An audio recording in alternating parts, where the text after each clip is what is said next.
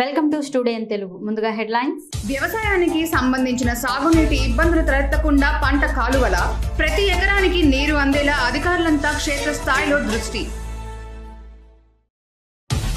జగన్ పరిపాలనలో తీవ్ర ఇబ్బందులు పడిన రైతుల బాధలు వర్ణనాతీతంగా ఉండేవని ఆర్మిలి రాధాకృష్ణ వ్యాఖ్యలు. భారతీయ జనతా పార్టీ ఆధ్వర్యంలో ఎమర్జెన్సీ వ్యతిరేక దినోత్సవ ర్యాలీ. అప్పటి ప్రధాని ఇందిరాగాంధీ విధించిన ఎమర్జెన్సీ రోజులను గుర్తు చేస్తూ ర్యాలీ.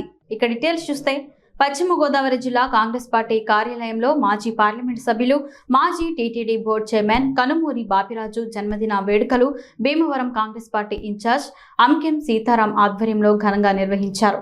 ఈ సందర్భంగా పార్టీ కార్యాలయంలో కేక్ ను కట్ చేసి కార్యకర్తలకు అభినందనలు వ్యక్తం చేశారు. ఈ సందర్భంగా అంకెం సీతారాం మాట్లాడారు. ఈరోజు మా గురువర్యులు కనుమూరి బాపిరాజు గారు పుట్టినరోజు సందర్భంగా ఎంతో ఘనంగా ఈ రోజున మా కాంగ్రెస్ పార్టీ కార్యాలయంలో బాపిరాజు గారిని కేక్ కట్ చేసి బయట వృద్ధులకి వితంతువులకి కొంతమందికి మామిడి పళ్ళు పంచిపెట్టడం జరిగింది. మన కనుమూరి బాపిరాజు గారు చరిత్ర చూసుకుంటే ఆయన ఎంతో పెద్దలు. ఆయన ఎమ్మెల్యేగా స్టార్ట్ చేసి ఫస్ట్ కైకలూరు నియోజకవర్గం అత్తిలి, ఆయన మాజీ మంత్రిగా, అలాగే నర్సాపురం పార్లమెంట్ సభ్యులుగా, టీటీడీ తిరుమల తిరుపతి దేవస్థానం ఎంతో పుణ్యాత్ములు గల అలాంటి తిరుమల తిరుపతి దేవస్థానంగా చైర్మన్గా చేసి ఎన్నో మన నర్సాపురం పార్లమెంట్లో ఏంటి, మన జిల్లాలో ఏంటి, దేశ రాజకీయాల్లోనే చక్రం తిప్పిన మన జిల్లా వాసి ఏకైక వ్యక్తి మన కనుమూరి బాపిరాజు గారు.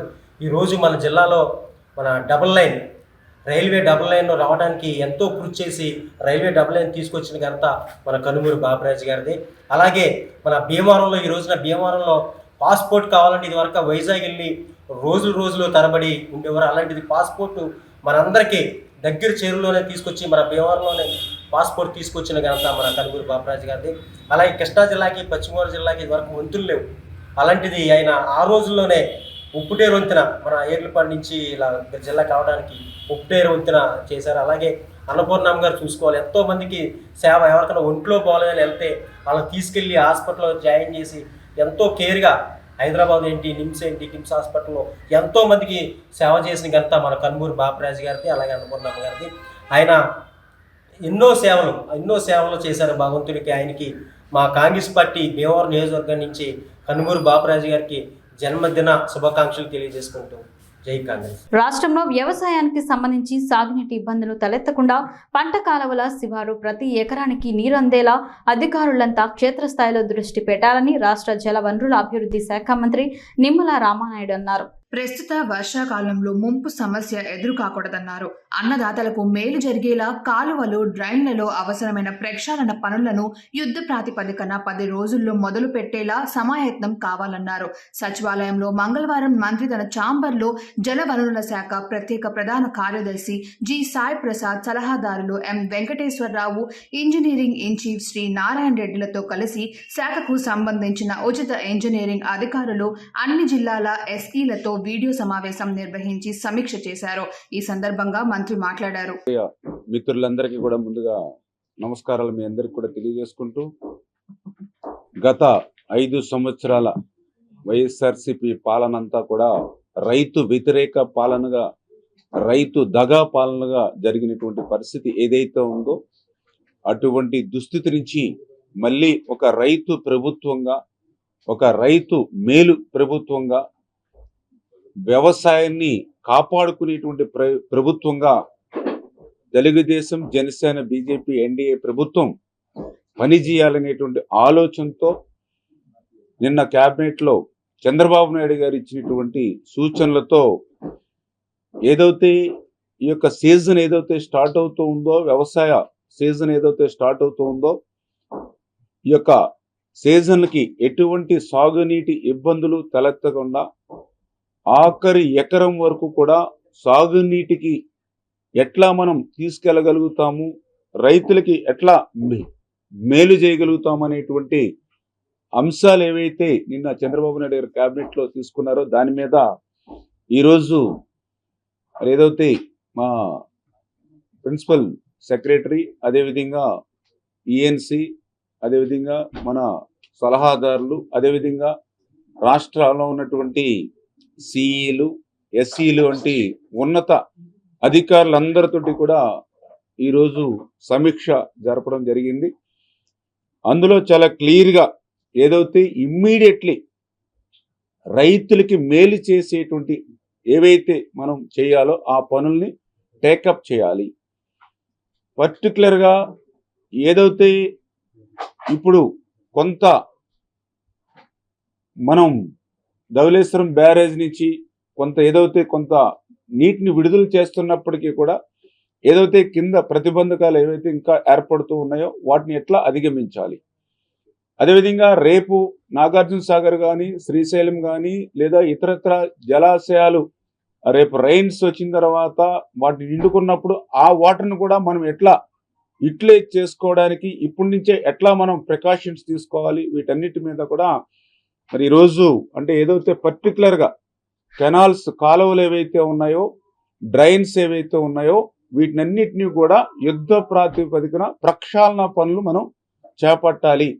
అటువంటి ఇమ్మీడియట్లీ రైతులకి మేలు చేకూర్చేటువంటి పనులు ఏవైతే ఉన్నాయో వాటినన్నిటినీ కూడా గ్రౌండ్ లెవెల్లో ఎస్టిమేట్ చేసి అవన్నీ కూడా ఒక్కసారి చంద్రబాబు నాయుడు గారి దృష్టికి తీసుకెళ్ళి, ఎందుకంటే గత 5 సంవత్సరాల నుంచి సాగునీటి మరి వ్యవస్థని నిర్వీర్యం చేసేసినటువంటి పరిస్థితుల్లో బడ్జెట్లో మరి ఈ యొక్క ఇరిగేషన్కి అన్యాయం జరిగినటువంటి పరిస్థితుల్లో గత 1-2 సంవత్సరాల నుంచి లస్కర్లకి జీతాలు ఇవ్వలేనిటువంటి స్థితి నుంచి, కాంట్రాక్టర్లకు బిల్లులు కూడా చెల్లించలేనిటువంటి దుస్థితి నుంచి, పనులు కూడా ముందుకెళ్ళలేనిటువంటి పరిస్థితి ఏదైతే ఉందో మరి వీటినన్నిటిని దృష్టిలో పెట్టుకుని ఆ ఏదైతే ఇమ్మీడియట్లీ రైతులకు మేలు చేసేటువంటి అంశాలు ఏవైతే ఉన్నాయో వాటిని కొంత ఎస్టిమేట్ చేసుకుంటే మరి ఏదైతే చంద్రబాబు నాయుడు గారితో రేపు బడ్జెట్ వచ్చేలోపుకైనా కొంతమేరైనా మరి శాంక్షన్ తీసుకుని ఈ పనుల్ని మనం చేపడదామనేటువంటి ఆలోచనతోటే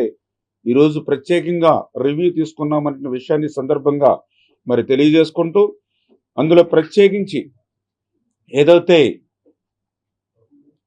మన వీడ్ అంటే ఏదైతే జనరల్గా ఈ వీడ్ రిమూవల్ అనేది అటు డ్రైన్స్లో కానీ ఇటు కెనాల్స్లో కానీ ఎప్పుడు కూడా ఏప్రిల్ నెలలో మరి వర్క్స్ ఎస్టిమేషన్ చేసి టెండర్స్ పిలిచి అగ్రిమెంట్లు ఇస్తారు. మే నెలలో పనులు జరుగుతాయి. ఇది ఈ సంవత్సరం కాదు, నా చిన్నప్పటి నుంచి కూడా ఎప్పటి నుంచి కూడా తెలుస్తున్నటువంటి పని ఇది. రాష్ట్ర వ్యాప్తంగా ఉన్న 554 గిరిజన పాఠశాలలో విద్యను అభ్యసించే విద్యార్థుల ఆరోగ్య పరిరక్షణకు ఏఎన్ఎంల సేవలను అందుబాటులోకి తీసుకువస్తున్నట్లు రాష్ట్ర గిరిజన మరియు స్త్రీ శిశు సంక్షేమ శాఖ మంత్రి గుమ్మడి సంధ్యారాణి పేర్కొన్నారు. గిరిజన పాఠశాలల్లో అనారోగ్యం, పోషక ఆహార లోపం సమస్యలు తలెత్తకుండా, తద్వారా విద్యార్థుల మరణాలు సంభవించకుండా పటిష్టమైన చర్యలు చేపడుతున్నట్లు ఆమె తెలిపారు. అమరావతిలోని రాష్ట్ర సచివాలయంలో గిరిజన సంక్షేమ శాఖ అధికారులతో మంత్రి సమీక్ష నిర్వహించిన తదుపరి పబ్లిసిటీ సెల్లో పాత్రికేయులతో మాట్లాడుతూ గిరిజనుల సమాభివృద్ధికి తీసుకుంటున్న చర్యలను వివరించారు. రాష్ట్ర వ్యాప్తంగా ఉన్న 9 ఐటీడీఏల పరిధిలో 554 గిరిజన పాఠశాలల్లో విద్యను అభ్యసించే విద్యార్థుల ఆరోగ్య పరిరక్షణకై ఏఎస్ఎంలను డిప్యూట్ చేయడమే కాకుండా ప్రతి నెల ఆరోగ్య పరీక్షలు నిర్వహిస్తామన్నారు. తమ ప్రభుత్వ హయాంలో ఉండే ఈ విధానాన్ని గత ప్రభుత్వం నిలుపుదల చేసిన కారణంగా అనారోగ్యంతో, పోషక ఆహార లోపంతో పలువురు విద్యార్థులు మరణించడం జరిగిందన్నారు. ముందుగా సోదరులందరికీ నమస్కారం. ఈరోజు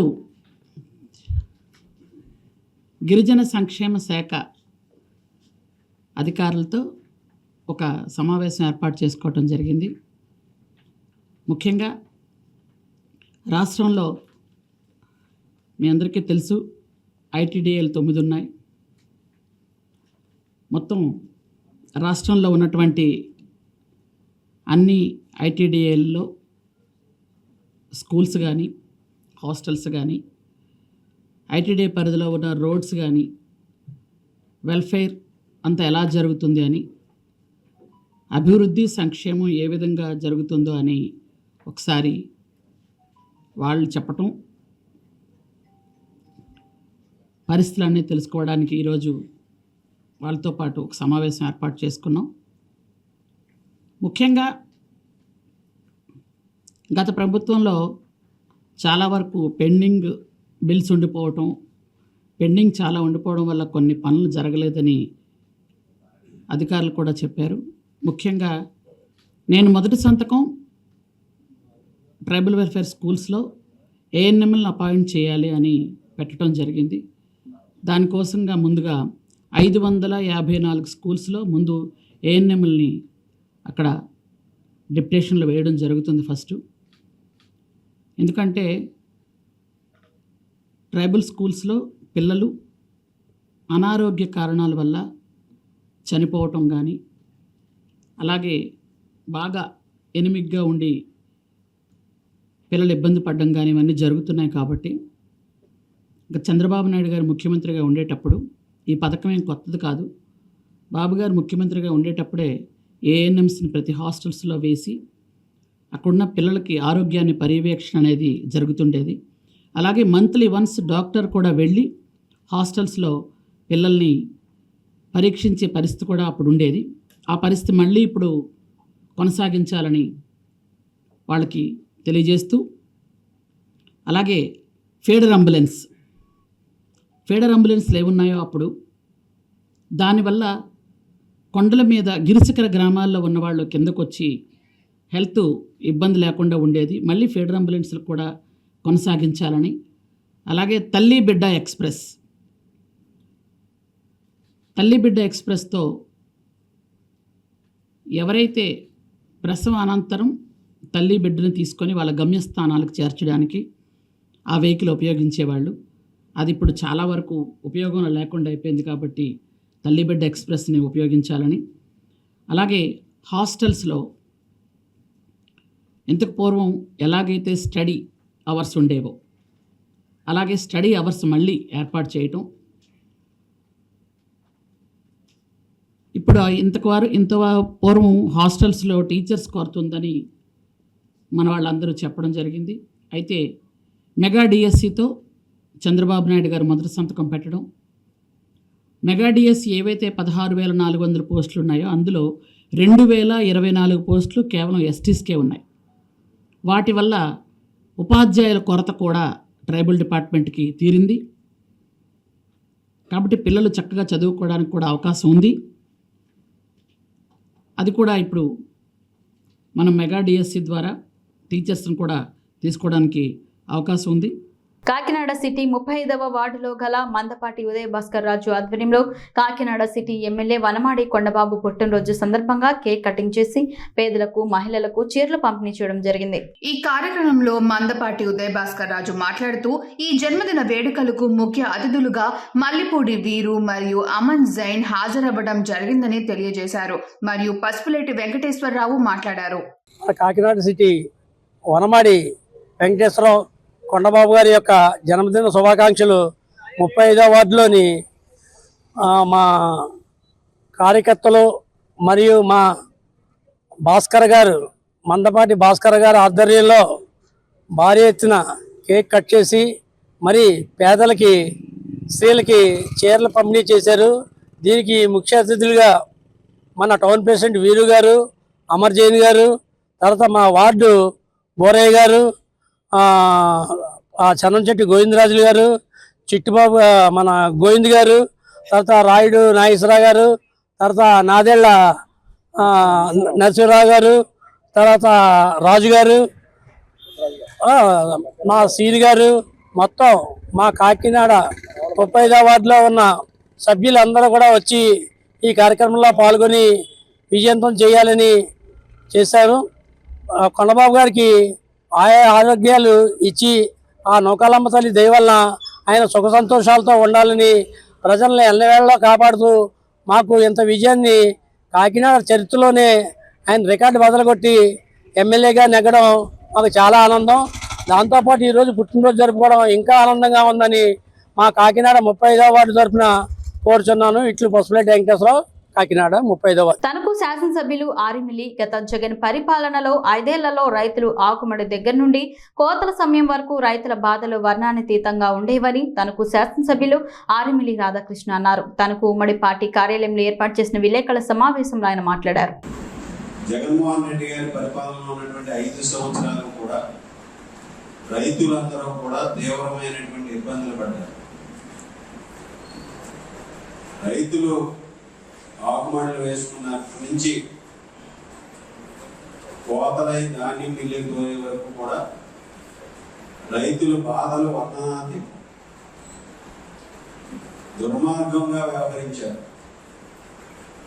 ఆ ప్రభుత్వంలో రైతులు ఎక్కడ ధాన్యం అమ్ముకోవాలో తెలియని పరిస్థితి. ముఖ్యంగా రైతాంగానికి సంబంధించినటువంటి అన్ని వ్యవస్థల్ని కూడా పూర్తిగా సర్వనాశనం చేసి వదిలేసినటువంటి పరిస్థితి మనం కూడా చూడవచ్చు. 5 సంవత్సరాల్లోనూ కూడా ఎక్కడా కూడా కాలువల నిర్వహణ లేదు, నీటి సంఘాలు లేవు. మరొక పక్క ఎరువులకు సంబంధించి సరైనటువంటి పంపిణీ వ్యవస్థ లేదు. ఇష్టానుసారం ధరలు పెంచుకునేవారు. సొసైటీలు నిర్వీర్యం చేశారు. గతంలో ఉన్నటువంటి ప్యాడీ పర్చేసింగ్ సెంటర్లు ఏదైతే ఉన్నాయో దాన్ని తీసివేసి ఈరోజు రైతు భరోసా కేంద్రాలు అని చెప్పి రైతులకి ధాన్యం సేకరణకి ఎటువంటి ఇబ్బందులు క్రియేట్ చేశారో మనం కూడా చూసాం. తరుగుల పేరుతో రైతుల దగ్గర 5 కిలోల ధాన్యాన్ని కూడా దోచుకున్నటువంటి పరిస్థితి. సాగునీటి రంగానికి సంబంధించి లస్కర్ వ్యవస్థ నిర్వీర్యం చేశారు. ఈ విధంగా అన్ని వ్యవస్థల్ని కూడా నాశనం చేసుకున్నటువంటి పరిస్థితి. ఇక్కడ స్థానికంగా మంత్రిగా ఉన్నటువంటి అప్పుడు మంత్రిగా చేశాడు సివిల్ సప్లైస్ మినిస్టర్. కనీసం ధాన్యం సేకరణ కూడా సరైన విధానంలో చేయించలేనటువంటి దౌర్భాగ్యమైనటువంటి స్థితిలో ఆ రోజు ఉంది. గోనె సంచుల్లో పెద్ద ఎత్తున దోచుకున్నారు. ఇవన్నీ స్కామ్లు కూడా వీళ్ళు పదవులను అడ్డం పెట్టుకుని అప్పుడు మంత్రిగా పనిచేసినటువంటి కారుమూరి ఆ రోజు వైఎస్ఆర్ కాంగ్రెస్ పార్టీ నాయకులతో కానీ ఇతర బ్లాక్ మార్కెట్ వ్యాపారస్తులతో కానీ కుమ్మక్కై ధాన్యాన్ని బియ్యాన్ని ఇతర రాష్ట్రాలకు తోలడం దగ్గర నుంచి వాటిల్లో స్కాములు, మంత్రిగా ఉండి కనీసం అన్ని రేషన్ సరుకులు ఏదైతే ఉన్నాయో వాటిల్లో కమిషన్లు, తూకం తడుపులు. ఈరోజు ఇండివిజువల్ బాధ్యతలు చేపట్టినటువంటి సివిల్ సప్లైస్ మినిస్టర్ గారు మనోహర్ గారు వెళ్ళి చెక్ చేస్తే ఎంతంత వేరియేషన్ వచ్చిందో చూసాం. వీటన్నిటి తడుగులు కూడా వీళ్ళ జేబులు నింపుకున్నారు. ఆ విధంగా ఆ రోజు సివిల్ సప్లైస్ మినిస్టర్ గా ఉన్నటువంటి కార్మికులు కూడా కోట్లు దోచుకుని ప్రజల సొమ్ముని దోచుకున్నటువంటి విధానాన్ని కూడా మనందరం కూడా ఒకసారి తెలియజేసుకుంటాం. భారతీయ జనతా పార్టీ ఆధ్వర్యంలో ఎమర్జెన్సీ వ్యతిరేకత దినోత్సవ ర్యాలీని తెనాలి పట్టణంలో నిర్వహించారు. బీజేపీ నాయకులు పాల్గొన్నారు. సరిగ్గా 50 సంవత్సరాల క్రితం అప్పటి భారత ప్రధాని ఇందిరాగాంధీ విధించిన ఎమర్జెన్సీ రోజులను గుర్తు చేసుకున్నారు. స్థానిక గాంధీ చౌక్ వద్ద నుండి ర్యాలీని బీజేపీ రాష్ట్ర కార్యవర్గ సభ్యులు పాతిబండ్ల రామకృష్ణ ప్రారంభించారు. పార్టీ శ్రేణులు కార్యకర్తలతో కలిసి ర్యాలీలో పాల్గొన్నారు. స్థానిక గాంధీ చౌక్ వద్ద నుండి ర్యాలీని ప్రారంభించి పాదయాత్రగా మున్సిపల్ కార్యాలయం మీదుగా రణరంగ చౌక్ వద్ద గల భారతమాత విగ్రహం వద్దకు చేరుకున్నారు. అక్కడ భారతమాత విగ్రహం వద్ద మోకాళ్లపై నుంచొని నిరసన వ్యక్తం చేశారు. భారతమాత విగ్రహానికి పూలమాలలు వేసి నివాళి అర్పించారు. బీజేపీ రాష్ట్ర కార్యవర్గ సభ్యులు పాతిబండ్ల రామకృష్ణ మాట్లాడారు. ఏదైతే కాంగ్రెస్ ఇందిరాగాంధీ తన పదవిని కాపాడుకోవటం కోసం ఆ రోజున ఎమర్జెన్సీ పేరుతో రాజ్యాంగాన్ని, అదేవిధంగా పత్రికా విలువల్ని, పత్రికా హక్కుల్ని, ప్రజల యొక్క ప్రాథమిక హక్కుల్ని కూడా హరించి కేవలం తన పదవిని కాపాడుకోవటం ఈ దేశంలో అత్యవసర పరిస్థితి ఎమర్జెన్సీని విధించిందో దాన్ని భారతీయ జనతా పార్టీ తరఫున మేము ఖండిస్తూ ఉన్నాం. అదేవిధంగా ఆ రోజున దేశవ్యాప్తంగా దాదాపుగా 130,000 మంది దేశ ప్రేమికుల్ని అరెస్ట్ చేశారు. ఆ కారాగారంలోనే దాదాపుగా 22 మంది చనిపోవడం కూడా జరిగింది. తెనాలి నుంచి కూడా మన రామాచారి గారిని అరెస్ట్ చేయడం జరిగింది. తర్వాత వారి ఇంటి మీద కూడా దాడి చేయడం జరిగింది. వీటన్నిటినీ కూడా ప్రజలందరూ కూడా గుర్తెరిగి ఏదైతే ఈరోజు రాహుల్ గాంధీ రాజ్యాంగాన్ని పరిరక్షించండి అనే పేరుతో నాటకం ఆడుతున్నాడో దీన్ని ప్రజలందరూ కూడా గుర్తెరిగి కాంగ్రెస్ని ఈ దేశం నుంచి తరిమి కొట్టాలని కూడా ఈ సందర్భంగా మేము పిలుపునిస్తా ఉన్నాం. పల్నాడు జిల్లా వైఎస్ఆర్సీపీ జిల్లా కార్యాలయానికి పల్నాడు డెవలప్మెంట్ అథారిటీ కింద అనుమతులు లేవని నోటీసులు అంటించారని అన్నారు. మాజీ ఎమ్మెల్యే డాక్టర్ గోపిరెడ్డి శ్రీనివాసరెడ్డి నరసరావుపేటలో ఆయన మీడియాతో మాట్లాడారు. ఈ రోజున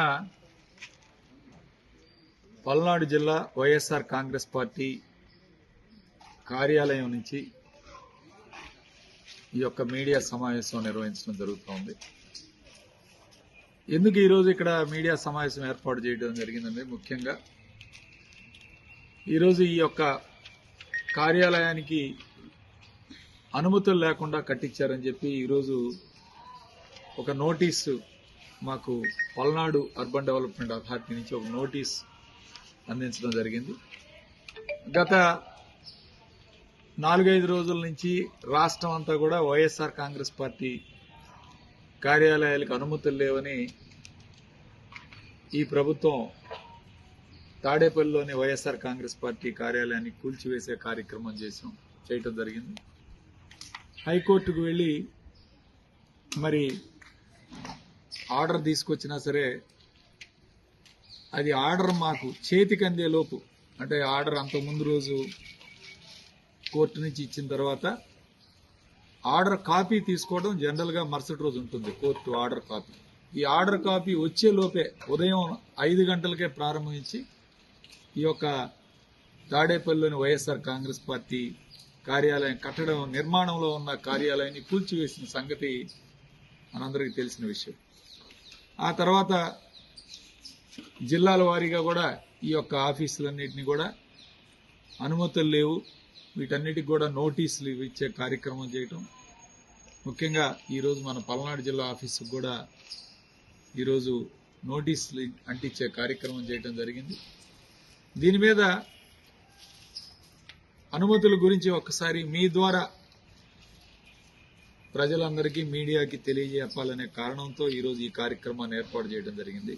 ప్రజా సమస్యల పరిష్కారానికి జిల్లా స్థాయి టాస్క్ ఫోర్స్ కమిటీ ఏర్పాటు చేసినట్లు కాకినాడ జిల్లా కలెక్టర్ షాన్ మోహన్ సగిలి పేర్కొన్నారు. ప్రజా ఫిర్యాదుల పరిష్కారానికి అత్యంత ప్రాధాన్యత ఇస్తూ జిల్లా స్థాయిలో ఒక ప్రత్యేక టాస్క్ ఫోర్స్ కమిటీ ఏర్పాటు చేసినట్లు కాకినాడ జిల్లా నూతన కలెక్టర్ షాన్ మోహన్ సగిలి అన్నారు. కలెక్టరేట్ లో జిల్లా కలెక్టర్ షాన్ మోహన్ సగిలి ప్రజా ఫిర్యాదుల పరిష్కారం వ్యవస్థపై సంబంధిత శాఖ అధికారులతో సమావేశం నిర్వహించారు. వివిధ సమస్యలపై ప్రజల నుంచి వచ్చిన అర్జీల పరిష్కారానికి తీసుకుంటున్న చర్యలు, జిల్లాలో ప్రతి సోమవారం నిర్వహించే ప్రజా ఫిర్యాదుల పరిష్కార వ్యవస్థ సక్రమ నిర్వహణకు తీసుకోవాల్సిన చర్యలు, టాస్క్ ఫోర్స్ కమిటీ ఏర్పాటు వంటి అంశాలపై ఈ సందర్భంగా జిల్లా కలెక్టర్ అధికారులతో చర్చించారు. ఈ సందర్భంగా ఆయన మాట్లాడారు.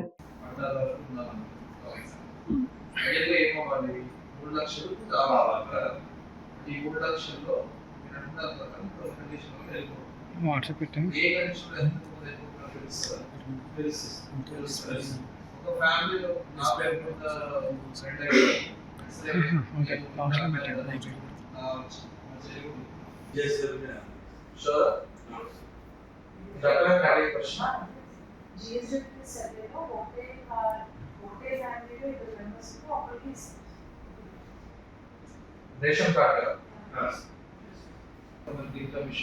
ఎక్స్టెండ్ లిమిట్ ఉందా?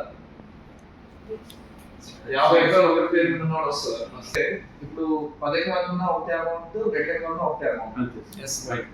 నా నెక్స్ట్ స్టెప్ ఏంటి ఇందాక అనుకున్నట్టు ఫ్యామిలీ అంటే ఎంత? ఫ్యామిలీ అంటే family definition with ration card family house hold.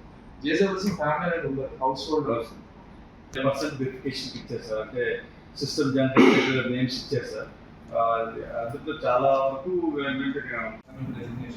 అంటే వాళ్ళ performance last week cumulative performance. ఇది మీరు ఫార్మాట్ రెడీ చేసుకున్న ఒకసారి షోని so that you start from next week అందరికి ఇంట్రడ్యూస్ చేద్దాం. నెక్స్ట్ మండే అగైన్ రోజు ఎంత ట్యూస్డే ఇంట్రడ్యూస్ చేసాం ఒక డేస్ కాబట్టి సిస్టమాటిక్లీ ఒకవేళ లేదు వర్కౌట్ అవ్వట్లేదు think of other system. Let us try with this. Now, I am not personally favorite of having a Monday meeting, afternoon Malli meeting, I am not actually big. We are all seasoned people, so we know what we are supposed to do. We know the repercussion also. So, I believe okay, half an hour to understand they done it or not is sufficient. So, the vocal correct. This is what I have in mind. Any suggestions? I am open to suggestions. I want to understand whether this will work or not. నాణ్యమైన బియ్యం తినడం వలన మంచి ఆరోగ్యం లభిస్తుందని Kakinada city MLA Vanamadi Kondababu, Telugu Desam నాయకులు గ్రంథి బాబ్జీ, చెక్కా రమేష్ పేర్కొన్నారు. నగర వాసులకు నాణ్యమైన బియ్యాన్ని అందించాలని కాకినాడ సిటీ ఎమ్మెల్యే వనమాడి కొండబాబు, తెలుగుదేశం నాయకులు గ్రంథి బాబ్జీ, చెక్కా రమేష్ పేర్కొన్నారు. కాకినాడలో రాజాజీ వీధిలో వెంకటేశ్వరరావు, కృష్ణ ఏర్పాటు చేసిన ఐశ్వర్య బియ్యం షాపును వారు ప్రారంభించారు. తొలి కొనుగోలును గ్రంథి బాబ్జీ చేయగా ఎమ్మెల్యే కొండబాబు బియ్యాన్ని బాబ్జీకి అందజేశారు. ఈ సందర్భంగా వారు మాట్లాడారు.